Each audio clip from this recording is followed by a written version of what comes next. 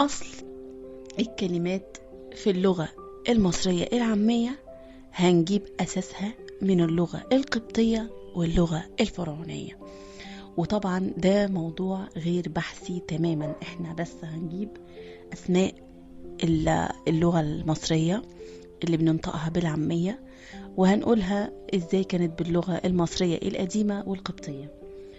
وهنبدأ أول حاجة في سلسلة الفيديوهات دي أسماء المحافظات سواء باللغة القبطية أو باللغة المصرية القديمة. وهنبدأ بمحافظة أسيوط، معناها سيوط ومأخوذة من اللفظ ساوت في اللغة المصرية القديمة، وتعني المحروسة أو المحمية.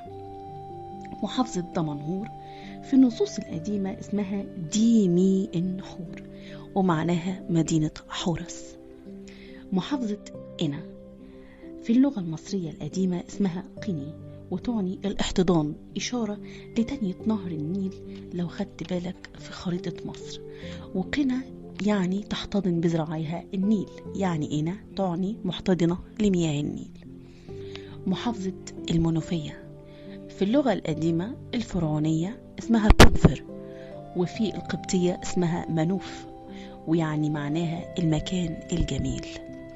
إدفو وترجع طبعا لمعبد إدفو الشهير، لكن في القبطية سموها إبدو وبعد كده حرفت إلى إتبو، وعلى غرارها أصبحت إدفو.